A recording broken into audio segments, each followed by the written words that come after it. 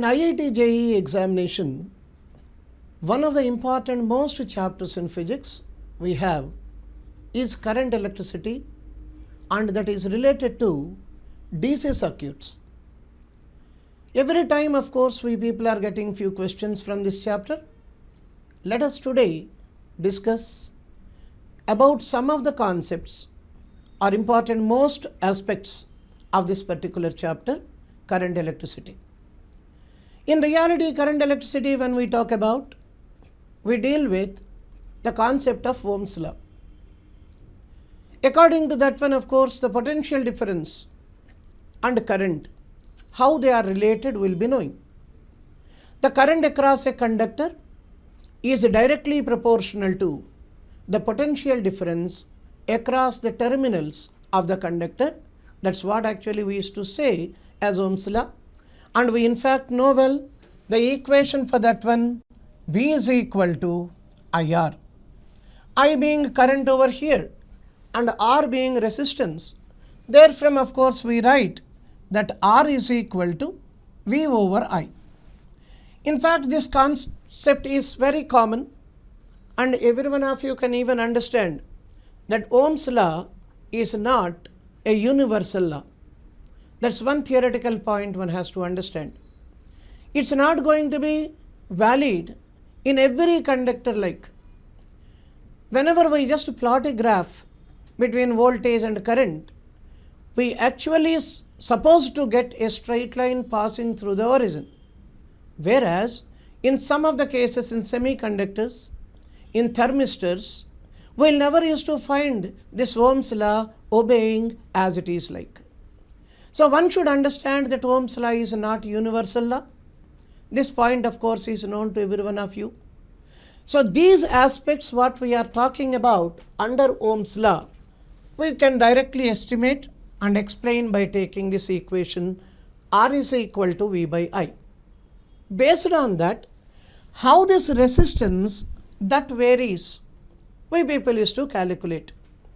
In fact, resistance is directly proportional to temperature of the conductor. When we take a conductor, when temperature of that conductor increases, automatically the resistance of that conductor also increases. What is the equation we used to write for this? At 0 degrees centigrade, for example, the resistance of a conductor is R0. When we increase the temperature to T degrees centigrade, let us consider the resistance is becoming RT. Now in this particular case, RT will be greater than R0. So what is the relation between these two quantities now? We write that RT is equal to R0 into 1 plus alpha into T. What is this alpha again can be written as delta R, that is change in resistance, by R0 into T. That of course you can rewrite it like this as RT minus R0 by R0 into T per degree centigrade. This is one of the important most equations one should remember as far as this chapter that is concerned. But what is this alpha now called here? This alpha is called as temperature coefficient of resistance of that particular material, we call it. Temperature coefficient of resistance, when we talk about, one or two important most points theoretically one has to remember. This value of alpha, when we take, it will be positive for ohmic resistors. That is one point you have to remember. Ohmic resistances, the value of alpha will be positive, whereas alpha is going to be negative for non-ohmic resistances as such. This is one point you have to remember.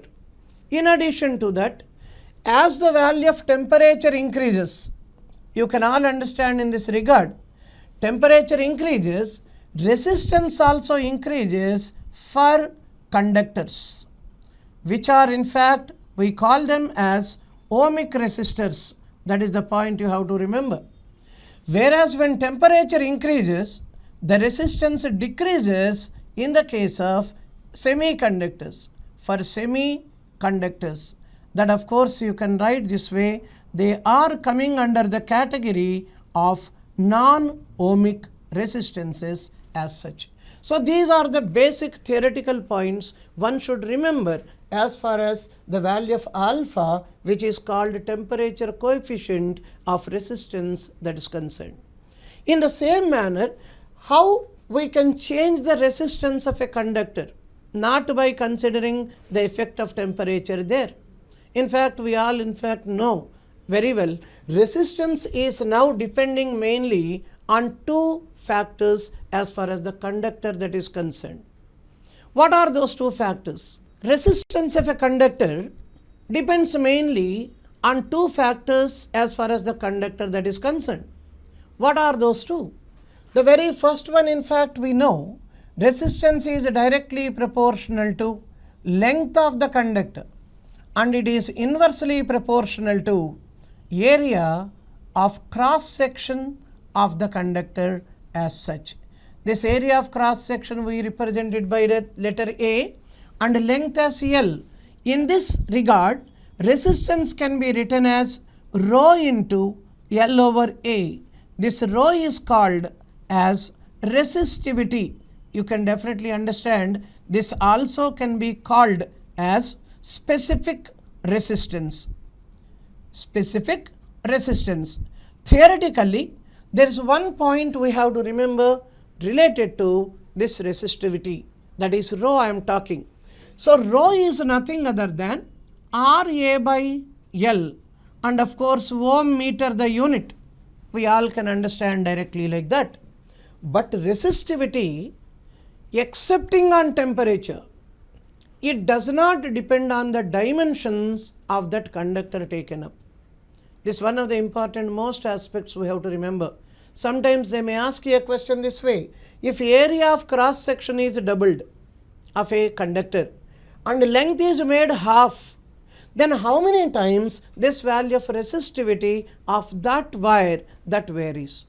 In fact, our answer is supposed to be it does not vary. What for we can understand? When length is becoming half, automatically resistance of that conductor also becomes half. When area of cross section is becoming doubled, then also the resistance of the conductor becomes half. Now in these two cases, ultimately resistance increases by 4 times. Then naturally this total resistance decreases by 4 times and A by L, that of course becomes 4 times. So that gets cancelled and RA by L, that remains constant always. Remember this point thoroughly. So rho is the resistivity. It does not depend on the dimensions of the conductor. Remember that point carefully. That's one area we have to stress much on.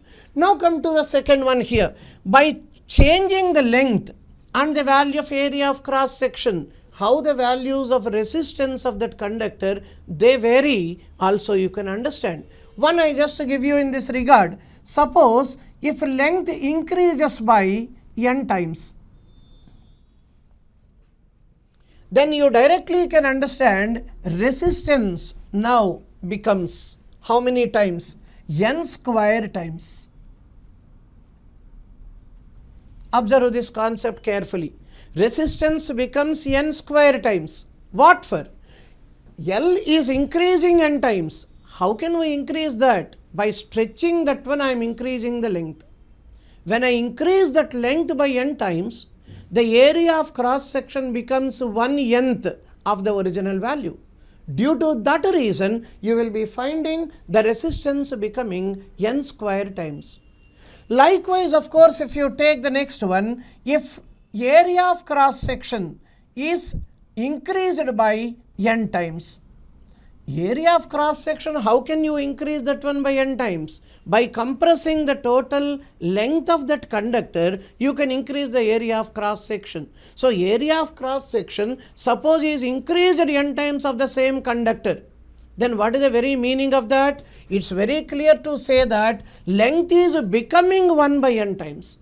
So ultimately, what do you find here? Resistance that now becomes how many times? 1 by n square times. That is actually the concept you have to remember.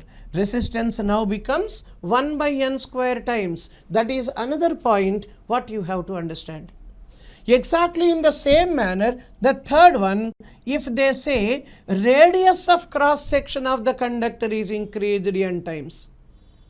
Radius of cross section of the conductor is increased n times. When radius of cross section increases n times, automatically we can understand that area increases by n square times.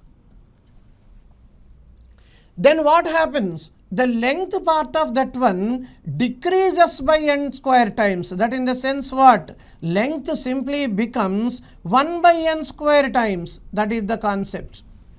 Then overall what do you find here? This all implies resistance now becomes 1 by n power 4 times. That is actually the concept what you need to remember. Come to the next aspect over here, the fourth. If I say resistance, how it varies with respect to length in terms of the percentage variation of length. I'll just give you one example here. If length increases by x% of a conductor I am talking about. When length increases by x%, then you can understand the resistance increases by 2x% roughly.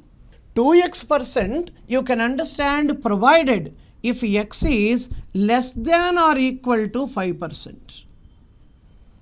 That is a value what you need to remember here. If length increases by 2%, for example, resistance of that conductor increases by 4%. If length increases by 3%, that becomes 6%. If length increases by x%, the radius, the resistance increases by 2x%, provided x is less than or equal to 5%. Suppose if I say x is greater than 5%, then the resistance increases by 2x plus x by 10 whole square percent. This is the shortcut equation which of course can make you get the result directly without much of a calculation. I repeat once again, if resistance increases by if length increases by 5% or more than 5%, that's what actually I am talking about. If length increases by x%, where x is greater than 5%, then resistance increases by 2x plus x by 10 whole square percent. For example, length increases by 20%, for example. Then 20%, 2 into 20 now becomes 40. 20 by 10 now becomes 2. 2 square, 4. 40 plus 4, 44% that now becomes. So, whenever length increases by x%, you can decide the answer by taking two separate conditions for that. One, if x is less than or equal to 5%, then resistance simply becomes 2x%. It rises by 2x%. If x is more than 5%, that of course we can take it like 2x plus x by 10 whole square percent. So these are the things what one has to remember as far as the variation of resistance depending on length and area of cross section of that conductor when that is stretched or compressed, that is concerned. When we take resistivity of a conductor, how that varies with temperature also is one of the major concepts of this chapter. When we discuss about rho, which is R A by L ohm meter, then we can understand, say at 0 degrees centigrade, if the resistivity of that conductor is rho naught, and at T degree centigrade, the resistivity let us consider as rho T. Then what is the relation between these two quantities? Rho at T degrees is equal to rho at 0 degrees into 1 plus alpha into T. Now in this regard, you can even rewrite the same equation as alpha is equal to rho at t minus rho at 0 by rho at 0 into t per degree centigrade. That is the equation what one has to remember. Now in this regard also, alpha is to be called as temperature coefficient of resistance. That is actually the value alpha that is representing here. So this equation almost is similar to the variation of resistance with the temperature. Therefore, whether it is resistance of the conductor we are considering or resistivity of the same conductor we are considering, in both the cases the influence of temperature that remains same. So that way we can remember both the equations easily. That is one area. Now come to the next case please. What exactly is the resultant or effective resistance when resistances are connected in series and in parallel?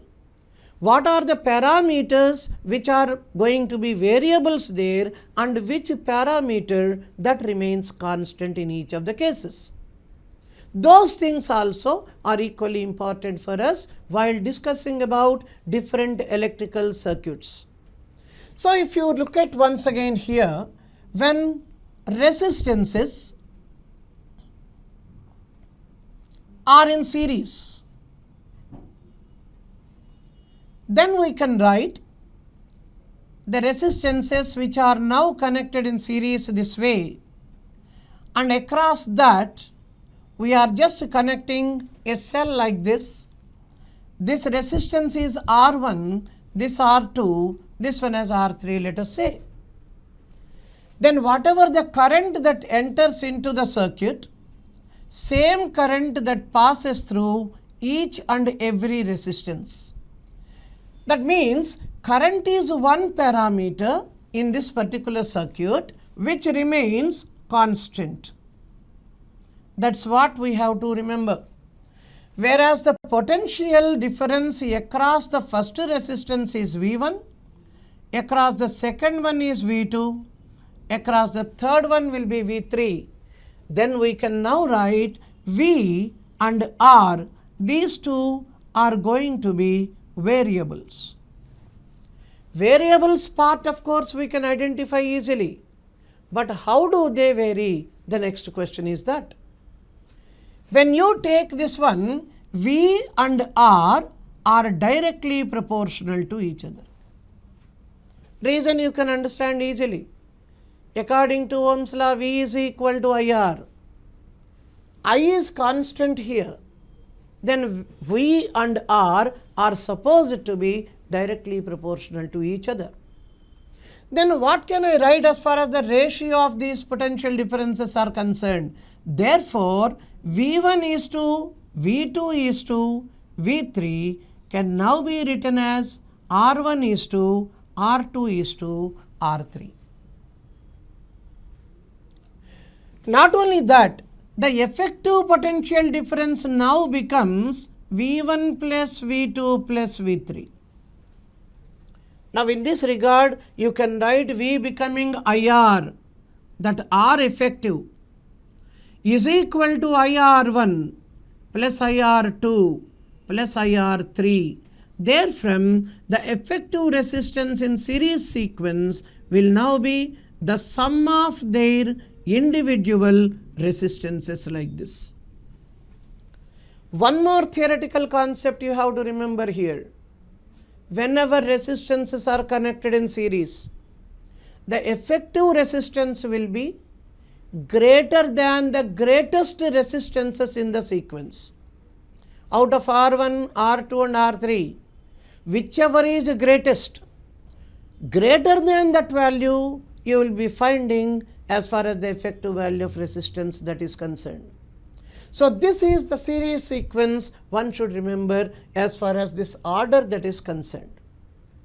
When we consider parallel sequence of resistances in the same manner, when we take the parallel combination of resistances, in this combination we observe that current becomes a variable, whereas potential difference across the terminals of each resistor, that remains constant.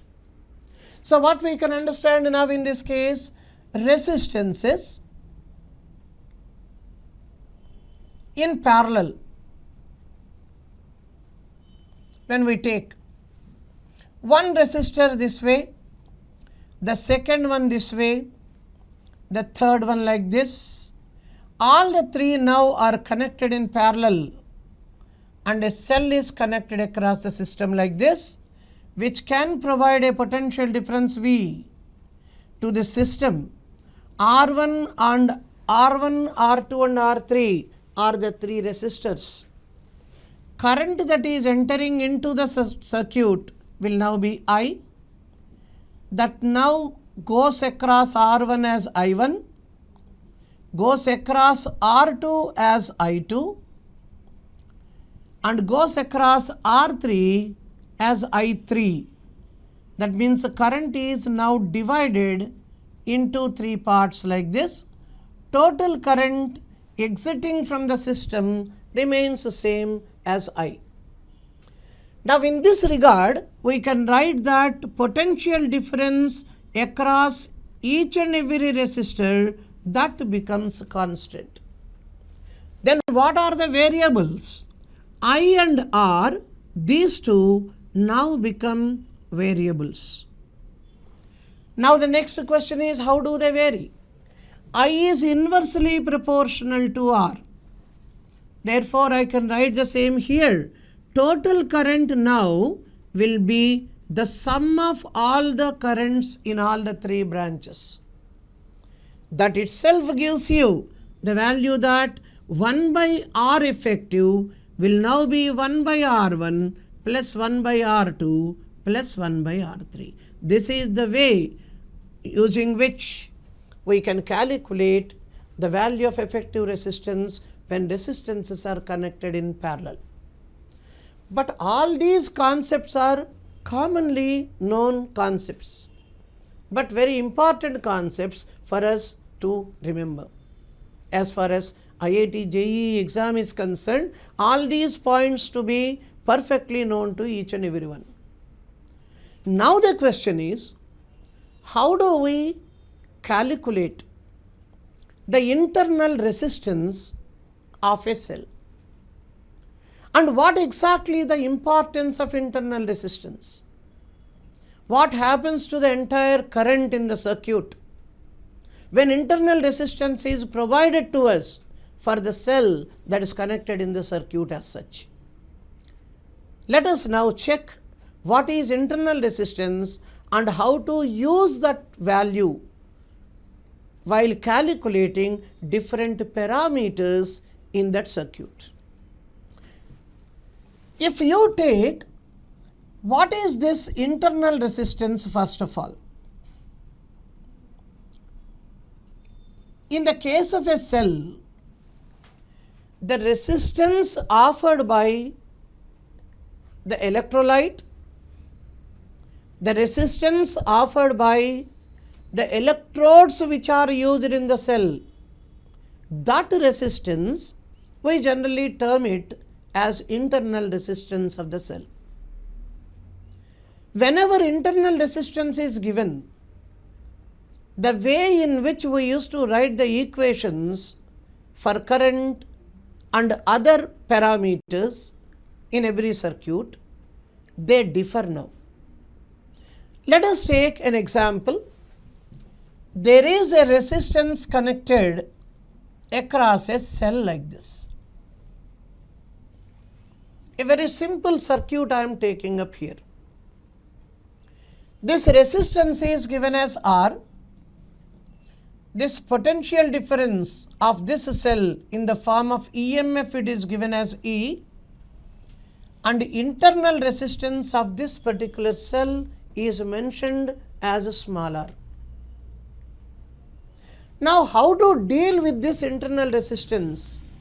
If you can become perfect with this concept, you can solve any circuit where different cells with internal resistances are connected across that. So one should understand carefully what is the importance of this letter small r, which is so called internal resistance of that cell. As such, we can observe that E is EMF of the system. If I consider the terminal potential difference across this resistance, I consider it as V. Similarly, the terminal potential difference across the internal resistance of the cell, that let us take it as V1. What one should understand here is, the sum of V and V1 should be equal to the EMF across the cell. That means, whenever internal resistance is there, cell cannot provide its total value of voltage to the external resistance. A part of it will keep for itself. Itself in the sense what? For its own internal resistance. That is the point. Therefore, if you take V and V1 as a terminal potential differences across external resistor and internal resistance, then the very first concept what I can understand is E is equal to V plus V1. Every one of you can take that as the first equation. And what is going to be the effective resistance of the circuit? It is the sum of external resistance and the internal resistance of the cell. And what is going to be the EMF applied across? That's capital E. Taking these two, now you can write what would be the current that can be observed in the circuit. What will now be the current over here? If I write it as I, this is the direction of the current. What is its magnitude? It's E by R plus R. So the total current across the circuit now will be E by R plus R. That small r now refers to the internal resistance of the cell. Now let us take the third concept over here. What will now be the terminal potential difference across the external resistor? It is V, which now can be written as IR, whereas the value of I is E by R plus R into capital R. Now they may even ask you here, what fraction of the total EMF will be utilized by the external resistance? What is the fractional EMF? We observe across the terminals of the external resistance. For that I can write this one as V by E, which becomes R by R plus R. So this gives you the fractional EMF which is observed across the external resistor. So this is the formula 3 what one has to remember. Now come to the fourth one. What is going to be the value of V1, which is the terminal potential difference across the internal resistance of the cell? V1 now can be written as IR, R being internal resistance of the cell. Now you can even rewrite the same as E by R plus R into R. Now they may even ask you here, what fraction of total EMF that is observed across the internal resistance of the cell? That you can rewrite it like this as R by R plus R. And you should understand this V1 is equal to IR. That even you can call it like this also.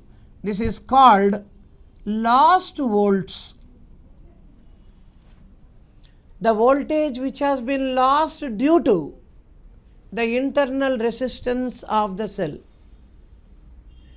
Suppose if they ask you fractional percentage, then we used to put into 100 here, into 100 here. So whenever internal resistance is considered, this is the methodology one should follow. First and foremost, in the current itself, you will be finding the introduction of small r. E by R plus R, that becomes the current. Fractional EMF that is observed across the external resistor is this much. Similarly, fractional EMF that is going to be observed across the internal resistance of the system, that of course we can write it like this. So these are the aspects one should have in memory as far as internal resistance of a cell that's concerned. But where do we apply this internal resistance concept? When cells in particular are connected in series or in parallel, we used to take the internal resistance concept thoroughly there. Not only that, there is a maximum power theorem. According to that one, if the internal resistance of the system is equivalent to external resistance, the power across the circuit is going to be maximum. So that also is one of the applications of internal resistance what we have. So let us take the concept of cells connected in series. When cells are connected in series,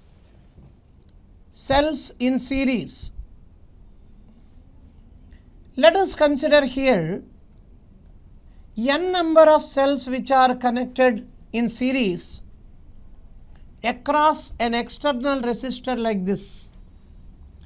This you take it as EMF E for each cell. Internal resistance is R for each cell.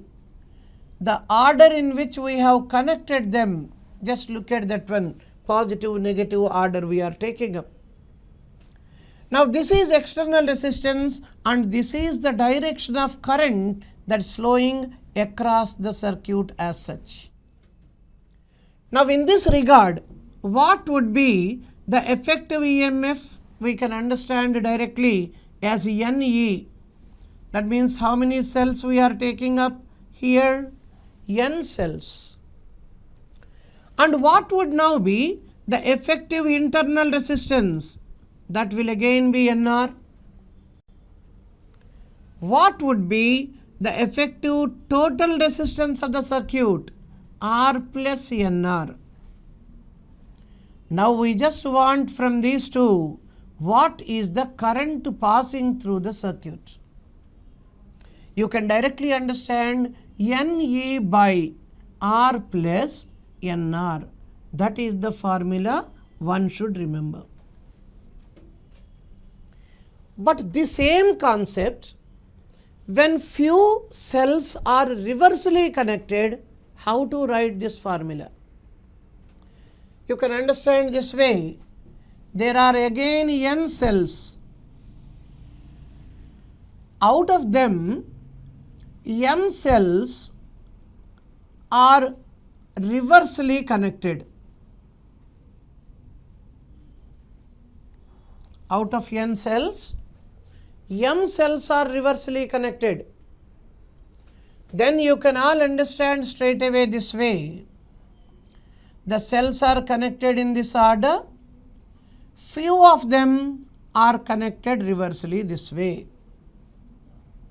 This is as usual the external resistance R. Positive, negative, positive, negative, positive, negative. Negative, positive, positive, negative. Now here positive, negative. You can take one more cell here, negative, positive like this. Then you can understand that each EMF now becomes E and internal resistance given as R. But what is the convention we go for? The cell which is regularly connected, if I take its EMF as positive, the one which is reversely connected, I should consider its EMF with a negative sign. So what do you find here? For every one cell connected reversely, totally two cells they get cancelled in terms of their EMF. The cell which is connected reversely cancels the EMF of another cell which is connected in a regular way. For example, if I take this cell which is reversely connected, that cancels one more EMF of one more cell. So if one cell is reversed, totally EMF of two cells in the entire circuit, they get cancelled. Now even here also this is reversely connected, that cancels even the neighboring one. So what you can understand here is, when M cells are reversely connected, then 2M cells get cancelled in terms of their EMF. That is the point. So what now would be the effective EMF of the system? It is N minus 2M into E. What would now be the effective internal resistance? That will remain the same, NR only. What would be the effective resistance of the system as a whole? R plus NR. Then what would be the current across the external resistance? Suppose if I ask you, you can say that N minus 2M into E by R plus NR. So this way we can even calculate what is the effective current across the system when few cells are reversely connected in this series sequence. In the same manner, when cells are connected in parallel, what would be the current across the resistance connected in the circuit? So cells in parallel,